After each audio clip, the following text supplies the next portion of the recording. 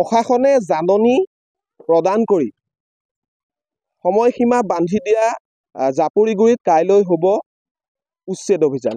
আৰু ইতিমধ্যে বিশ্বনাথ জিলা প্ৰশাসনে উচ্ছেদ চলাবলৈ সম্পূৰ্ণভাৱে সাজু বুলি জিলা উপায়ুক্তগৰাকীয়ে জানিবলৈ দিছে। আৰু 175 বিঘা যি চৰকাৰী ভূমি, সেই চৰকাৰী ভূমি বেদখল মুক্ত কৰাৰ বাবে কাইলৈ আচলতে বুলডোজাৰ লৈ প্ৰশাসনে ইয়াত উচ্ছেদ অভিযান চলাব। আৰু এই মুহূৰ্তত মই জাপুৰিগুৰিত উপস্থিত আছোঁ। মোৰ সহযোগীয়ে দেখুৱাব, ইয়াত একাংশ লোক আছে আৰু সকলোৱে আচলতে দেখিবলৈ পোৱা গৈছে যে যি তেওঁলোকৰ জাননী, সেই জাননী লাভ কৰিছিলে আৰু 15 দিনৰ সময়সীমা বান্ধি দিয়া হৈছিলে। ইতিমধ্যে 15 দিনৰ সময়সীমা উকলি গৈছে আৰু একাংশই ইতিমধ্যে তেওঁলোকৰ ঘৰসমূহ ইয়াৰ পৰা ভাঙি অন্য স্থানলৈ গৈছে, কিন্তু একাংশ এতিয়াও আচলতে ইয়াতে আছে। মই আপোনাৰ কাষলৈ প্ৰথমে আহিছোঁ। ইতিমধ্যে যি আপোনালোকক জাননী দিয়া হৈছিলে 15 দিন সময়সীমা উকলি গৈছে আৰু কাইলৈ 17 আগষ্ট তাৰিখে প্ৰশাসনে উচ্ছেদ চলাব বুলি ইতিমধ্যে গম পোৱা গৈছে। কি জনাব? এতিয়া আমি ধৰক জনোৱা মতেনে ধৰক আমি ঘৰ দুৱাৰ চৰকাৰে যিবিলাক আমাক জাননী দিছিলে, দিয়া মতেনে আমি ঘৰ দুৱাৰবিলাক ভাঙি মেলি ক'তবা লৈ পেলাই থৈ দিছোঁ। এতিয়াতো ইয়াত আমাৰ থাকিবলৈও অসুবিধা হৈ আছে। এতিয়া প্ৰশাসনে কাইলৈ আহিব বুলি কৈ আছে।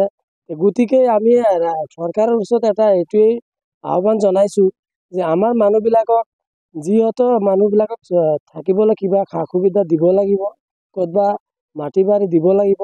এতিয়া আমি উপায়হীন হৈ পেলাই আমি এতিয়া ক'ত যাম? আমাৰ যাবলগীয়া একো উপায় নাই। এইখিনি আমাৰ চৰকাৰৰ ওচৰত আবেদন জনাইছোঁ। আমি চৰকাৰৰ ওচৰত আমি বিনম্ৰভাৱে অনুৰোধ জনাইছোঁ, গতিকে আমাৰ মানুহবিলাকক সংস্থাপন যাতে ক'তবা কৰি দিয়ে, এইখিনি আমাৰ চৰকাৰৰ ওচৰত বিনম্ৰভাৱে আমি অনুৰোধ কৰি আছোঁ। আপোনাৰ ঘৰ ভাঙিলে নাই? আমাৰ ঘৰ ভাঙিছে। এতিয়া ক'ত থকাৰ ব্যৱস্থা কৰিছে? এতিয়া থকাৰ ব্যৱস্থা মানে আমি তিৰপাল চিৰপাল লৈ ইয়াতে ৰাতিতে থাকি আছোঁ, কিন্তু থকাৰো আমাৰ দুখীয়া মানুহৰ ভিতৰত তিৰপাল বিলাকো নাই। আমাৰ এনেকুৱা অৱস্থা হৈ আছে। ইমান দিনতো বৰষুণৰ ভিতৰত তিতি থাকিবলগীয়া হ'ল। এতিয়াতো এনেকুৱা অৱস্থা হৈ আছে আমাৰ, এতিয়া মানে তিৰপালো নাই। কিছুমান মানুহে আনিছে, কিছুমান মানুহ এতিয়ালৈকে তিৰপালো আনিব পৰা নাই। গতিকে ৰাইজে চৰকাৰৰ ওপৰত আমাৰ বিনম্ৰ অনুৰোধ জনাইছোঁ আমি। গতিকে আমাৰ থকাৰ ব্যৱস্থাটো চৰকাৰে যাতে কৰি দিয়ে। অহা কাইলৈ 17 তাৰিখ কাইলৈ উচ্ছেদ অভিযান চলাব। এইমতে আমি চৰকাৰৰ আইনটো আমি মানি লৈছোঁ, যিহেতু আমি চৰকাৰী ভূমিত বসবাস কৰিছিলোঁ। এতিয়া চৰকাৰী ভূমিত বসবাস কৰাৰ পাছত আমাক নোটিচ দিছে। নোটিচ দিয়াৰ পাছত আমি নিজে নিজে বস্তুবিলাক ইয়াৰ পৰা আঁতৰি লৈছোঁ। কিন্তু লৈ পেলাই ক'তবা যে ঘৰ বনাম, এতিয়া বনাবলৈ সুবিধা নাই। কাৰোবাৰ ঘৰত থৈ দিছোঁ, কিন্তু থৈ পেলাই তেনেকৈ বস্তুবিলাক থৈ আমি মানুহবিলাক ইয়াতে আছোঁ এতিয়ালৈকে। ধন্যবাদ জনাইছোঁ। আৰু লোক আছে, আপোনাৰ কাষলৈ আহিছোঁ। আচলতে কাইলৈ উচ্ছেদ চলিব। যি সময়সীমা দিয়া হৈছিলে, জাননী দিয়া হৈছিলে, সময়সীমা ইতিমধ্যে উকলি গৈছে। কি ব্যৱস্থা কৰিছে? ঘৰ দুৱাৰ ভাঙি নিয়া হৈছে নে কাইলৈ দিনটোলৈ অপেক্ষা কৰা হৈছে? ঘৰ বাৰী এতিয়া মানে লোৱা বেলেগ জেগাত স্থায়ী কৰা হৈছে। যিকোনো বস্তু বাহিনীবিলাক আছিলে, এতিয়া কণ ল'ৰা ছোৱালীবিলাক চাওক, এতিয়া তিৰপালো নাই। এই ৰ'দত কেনেকৈ তিৰপালৰ তলত থাকিব ল'ৰা ছোৱালীবিলাক?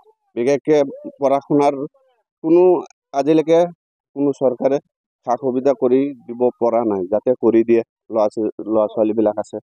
গতিকে আমি চৰকাৰক আমি বিনম্ৰভাৱে অনুৰোধ কৰিছোঁ, যাতে আমাক এই বস্তুবিলাক, যাতে আমাক উচ্ছেদ কৰা মানুহবিলাক পুনৰ যদি সংস্থাপন দি পেলাই আমাক উচ্ছেদ যাতে কৰে।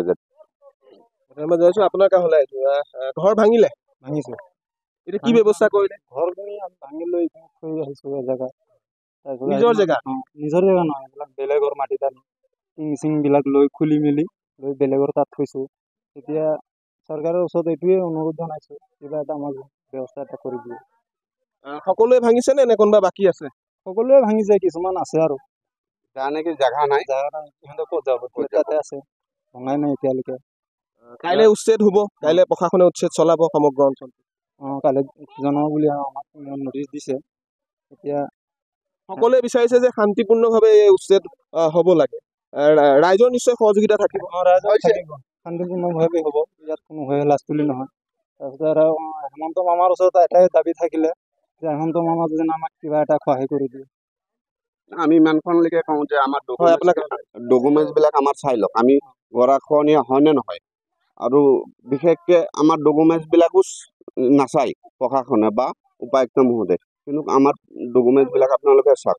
আমি অবৈধভাৱে আছোঁ, নে আমি বাংলাদেশী বা আমি হেৰিয়াত আছোঁ, কিন্তু আমাৰ ডকুমেণ্টছবিলাক চাই লওক, চাই পেলাই আমাক পুনৰ সংস্থাপন দিয়ক। যদি কোনোবাই যদি বিদেশী আছে তাক আমি সহযোগিতা কৰিম, আমি তাক বহিষ্কাৰ কৰিম। কাৰণ এইখিনি মানুহ চব আমাৰ এই বালিডুবৰি অঞ্চলৰ মানুহ হয়, আৰু ইয়াত আজিৰ পৰা নহয়, আজি 45-50 বছৰৰ পৰা ইয়াত বসবাস কৰি আছে মানুহবিলাকে, কিন্তু এনে সেই মানুহবিলাকে বহা নাই। কিন্তু মানুহবিলাকে যেতিয়া গৰা খহাই লৈছিলে তেতিয়া মানুহবিলাকে কি হৈছিলে, ইয়াত সস্তা দামত মাটি পাইছিলে, কিন্তু সেইবিলাক মাটিও বেলেগৰ পৰা কিনি লৈ পেলাইহে ইয়াত বসবাস কৰা হৈছিলে। কিন্তু গোপচাৰ মাটি এয়া। গোপচৰ মাটি, কিন্তু গোপচৰ মাটি হ'লেও কিন্তু তেতিয়া আমাৰ আজু ককাবিলাকেতো ইমান জনা নাছিলে, কিন্তু ইহঁত মানুহবিলাকতো জনা শুনা মানুহ, কিন্তু এওঁলোক মানুহবিলাকে কিয় এই মানুহবিলাকৰ ওচৰত মাটিখিনিক বেচিছিলে। কিন্তু এই মানুহবিলাকো বুজি পাব লাগিছিলে এইবিলাক চৰকাৰী মাটি হয়, কিন্তু এওঁলোকে বেচিছে বুলিহে কিনি লৈছে ইমানেই। ধন্যবাদ জনাইছোঁ। আচলতে এক দীৰ্ঘদিনীয়া এক সমস্যা, আৰু দীৰ্ঘদিন ধৰি তেওঁলোকে এই চৰকাৰী ভূমিতে বাস কৰি আহিছিলে, আৰু ইতিমধ্যে 309টা পৰিয়াললৈ প্ৰশাসনে জাননী জাৰি কৰিছিলে, আৰু 15 দিনৰ সময়সীমা দিছিলে, আৰু ইতিমধ্যে সেই সময়সীমা উকলিছে, আৰু কাইলৈ দিনটোত আচলতে প্ৰশাসনে ইয়াত উচ্ছেদ চলাব, আৰু উচ্ছেদ হোৱাৰ পূৰ্বে এতিয়া দেখিবলৈ পোৱা গৈছে এইসকল লোকে এনেধৰণে এতিয়া তেওঁলোকৰ যি সা সামগ্ৰী আছে সেইসমূহ এই স্থানৰ পৰা লৈ গৈছে, আৰু লগতে তেওঁলোকৰ যি ঘৰসমূহ আছে ঘৰসমূহ ভাঙি পেলাই একাংশই আচলতে অন্য স্থানলৈ বা অন্য ঠাইত থকা তেওঁলোকৰ আত্মীয়ৰ ঘৰত গৈ আশ্ৰয় গ্ৰহণ কৰিবলগীয়া হৈছে। আৰু কাইলৈ যিহেতু 17 তাৰিখে উচ্ছেদ হ'ব, ইতিমধ্যে বিশ্বনাথ জিলা প্ৰশাসনে উচ্ছেদৰ বাবে প্ৰস্তুতি সম্পূৰ্ণ কৰিছে, আৰু তাৰ পূৰ্বে এতিয়া দেখিবলৈ পোৱা গৈছে এই লোকসকলে ইতিমধ্যে তেওঁলোকৰ যি সা সম্পত্তি সেই সা সম্পত্তিসমূহ ইয়াৰ পৰা লৈ পেলাই আঁতৰি যোৱা দেখিবলৈ পোৱা গৈছে। আপুনি বিচৰা বাতৰি পাব কেৱল নিউজ 18 এপত। নিউজ 18 এপ ডাউনলোড কৰিবলৈ স্কেন কৰক এই QR কোড।